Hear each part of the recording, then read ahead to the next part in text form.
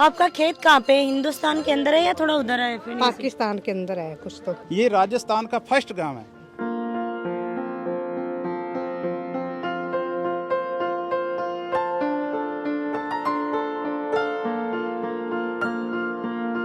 हमारी ज़मीन है, हम अपनी ज़मीन के अंदर टाइम पर काम नहीं कर सकते, खेती नहीं कर सकते।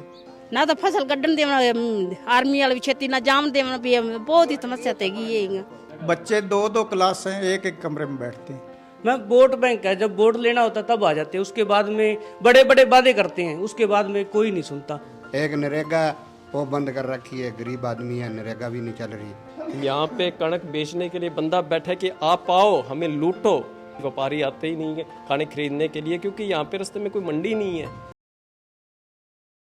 राम राम जी, मोक्ष पूजल को राजस्थान पर थारो बहुत बहुत स्वागत है। राजस्थान को लास्ट गांव में पहुंच गई, वहाँ से हिंदुस्तान और पाकिस्तान का बॉर्डर के जाके भी थोड़ा सा वीडियो दिखाऊंगा।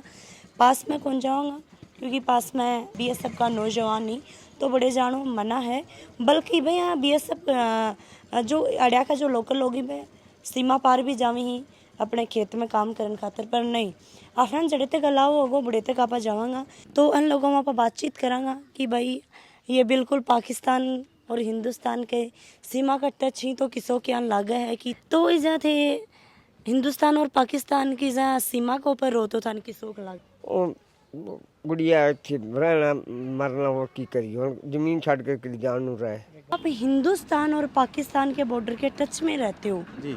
ये लास्ट गांव है हिंदुस्तान का जो पाकिस्तान और हिंदुस्तान की सीमा के टच में, तो कैसा लगता है, कैसा यहाँ पे व्यवहार होता है आपके साथ, किस तरह तरीके से आप रहते हो? सर पहले तो मेरे को सबसे बड़ी खुशी है कि हमारे गांव में एक पत्रकार आए हैं। आज तक हमने कोई नहीं देखा कि ऐसे छोटे से गरीब गांव में कोई पत्रकार आया हो।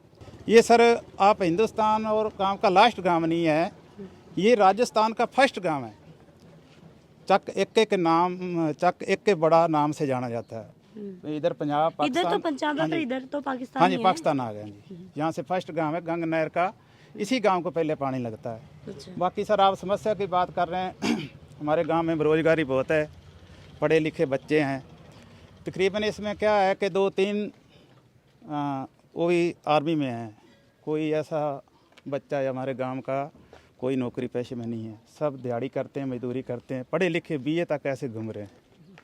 और बात कर रहे हैं कि हिंदुस्तान पाकिस्तान की, तो और बहुत सारी समस्याएं सर। पीने की जो पानी की समस्या है वो नहीं सही आ रही, आप देख ले हो, नलियाँ सड़कें, इसकी समस्या है। और बच्चों को पढ़ने जाना पड़ता, पहले तो यहाँ स्कूल ही नहीं होता था, अभी स्कूल बन गया, थोड़ी बहुत सुविधा होगी।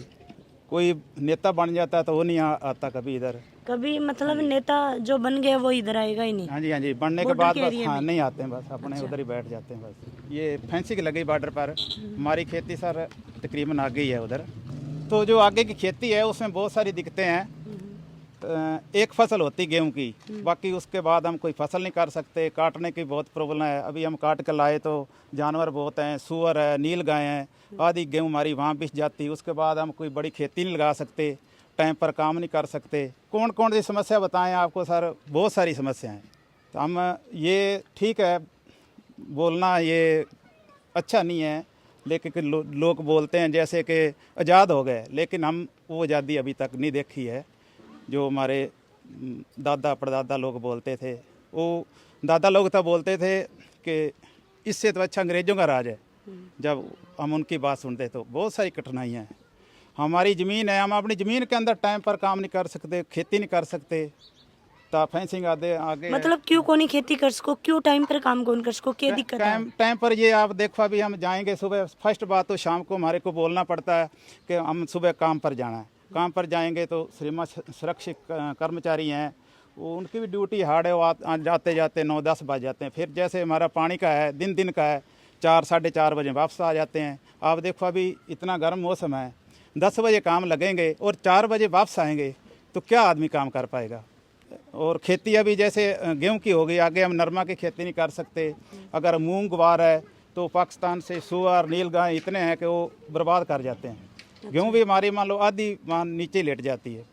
अभी हम कल परसों ही काट के लाए हैं, बहुत सारी समस्याएं हैं। राजनेता भी ऐसे, अगर एमपी बन जाए यहाँ निहाल चंद जी, मैं पहली बार तो हमारा उसने गांव नहीं देखा होगा, हमने तो 4-5 बार बना, उसकी एक बार हमने शक्ल देखी है। इस गांव में उसने आज तक पूछा नहीं कि आपका क्या हाल है, कैसे जी मतलब रहे हो, एमएलए एमपी को कुछ पता ही नहीं होता। हाँ नहीं, बस आए चले गए बस। बॉर्डर का एरिया पर थे हो तो मतलब तनिया फील हुआ है कि आप ठीक हाँ या सेफ हाँ या सेफ को नहीं थान की लगे? सन तो अस बड़े औखे है कि लगे सानू तो अस तो बड़े बार्डर ते बैठे बड़े औखे है ना कोई खेती करन देवन ते ना कोई पार वेली पई है ना कोई एक खेती गड्ढन देंदे नु ओंदे च की बना ना तो फसल गड्ढन देवन आर्मी वाले भी खेती ना जाम देवन भी बहुत ही समस्या तेगी है। आपका खेत कहाँ पे है? हिंदुस्तान के अंदर है या थोड़ा उधर है? पाकिस्तान के अंदर है कुछ तो कुछ यहाँ पे है। हाँ, तो वहाँ पे जाते हो तो काम करने में कोई दिक्कत वगैरह आती है? जनानियों को तो भेजते ही नहीं ना, आदमी हाँ जेंट्स से जाते हैं। क्यों नहीं, आप लोगों को क्यों नहीं भेजते? भेजते नहीं इसलिए कि पाकिस्तान साथ में है ना। क्या नाम है आपका? मेरा नाम कश्मीर सिंह है जी। अच्छा, कश्मीर सिंह आपका नाम है। हाँ जी, हाँ जी। पहले आप जब बंटवारा हुआ था उस टाइम पे हिंदुस्तान में थे या पाकिस्तान में थे? पाकिस्तान में। पाकिस्तान में थे। हाँ जी। तो फिर कैसे आए आप?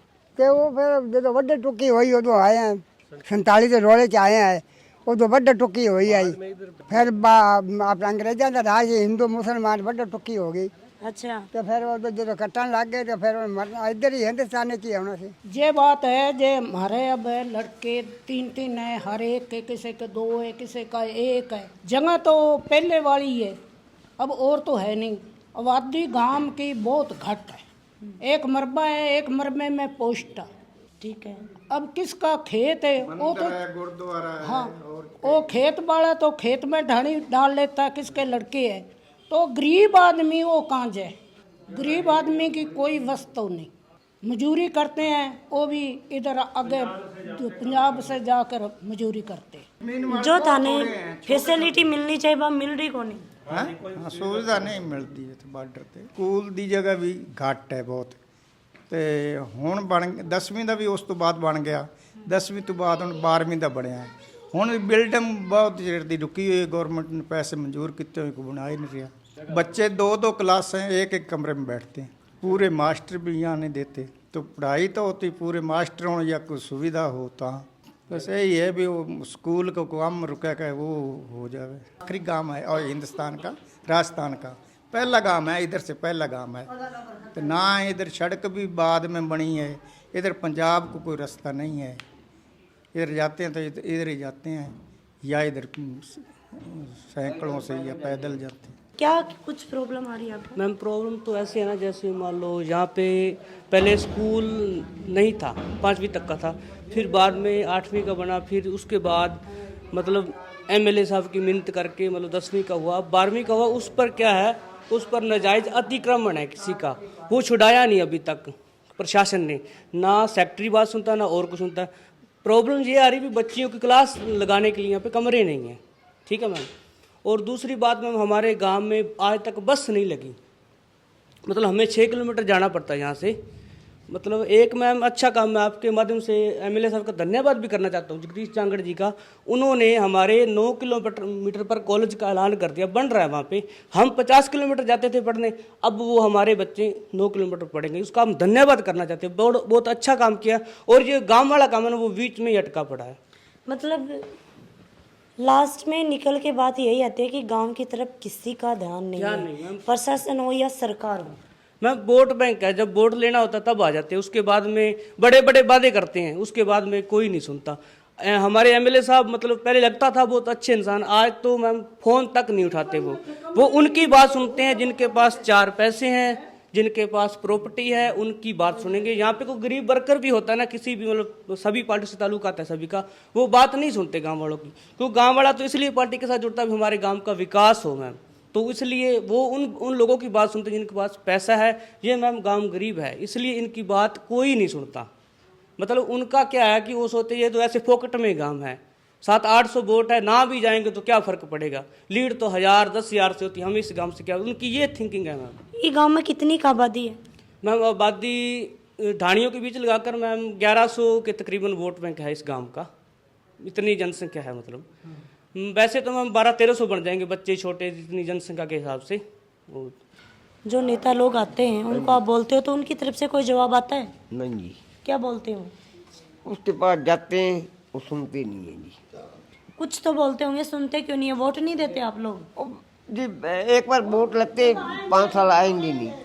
हाँ, जो पहला वोट लेने होते हैं जब भी तो बढ़िया बढ़िया बातें करते हैं, जब वोट हो जाते हैं उनके बाद कोई बात ही नहीं करता, हमारे गांव ही नहीं कोई आता। एक नरेगा वो बंद कर रखी है, गरीब आदमी है, नरेगा भी नहीं चल रही। और दूसरे नंबर 3 महीने हो गए बुढ़ापा पेंशन है वो ही नहीं आ रही, बहुत दुखी हो रहे हैं। गरीब आदमी है, बडेरे आदमी है, काम होता नहीं अब दिहाड़ी धप्पे का। और लोग तो ये सोचते हैं भाई पता नहीं ये लोग कितने अच्छे से रह रहे होंगे, क्या इनको फैसिलिटी मिल रही होगी। भाई एक गंगानगर तो दान का कटोरा कहलाता है, पानी है, अच्छी ज़मीन है, तो बहुत अच्छे से रह रहे हैं। हाँ जी, लोगों की ये मानसिकता है, मेरी भी मैं भी पहले सोच रही थी कि ये लोग बहुत अच्छे से रह रहे हैं, अभी यहाँ पे आए हो तो पता लग रहा है कि कुछ नहीं है। नहीं बेटा, कोई अच्छे नहीं रह रहे, बहुत दुखी है। बुढ़ापा पेंशन 3 महीने हो गए नहीं आ रही, क्या खाएं। नरेगा बंद होगी, नरेगा चल नहीं रहा, क्या करें। बडेरा आदमी है, अब कोई दिहाड़ी होती नहीं। कि एक तरफ धान का कटोरा कहा जाता है गंगानगर, और आज हालात आप देख रहे हो, आंधी आ रही है, कभी भी बारिश हो सकती है। बाहर 6 महीने की फसल किसान ने सर्दियों में रातें काट काट करके फसल तैयार की, आज ये फसल यहाँ बाहर खड़ी है, खुले में पड़ी है, कोई लेने वाला नहीं है। 40 किलोमीटर है यहाँ से गंगानगर, लेकिन रास्ते में कोई भी सरकारी खरीद केंद्र नहीं है कि कोई कणक खरीद ले। यहाँ पे कणक बेचने के लिए बंदा बैठा है कि आप आओ हमें लूटो, लेकिन विडंबना देखो, कोई लूटने वाला भी नहीं है, कोई खरीदने किसी भाव में भी नहीं लोग कणक खरीद रहे। व्यापारी आते ही नहीं है कणक खरीदने के लिए, क्योंकि यहाँ पे रास्ते में कोई मंडी नहीं है, पड़ी है।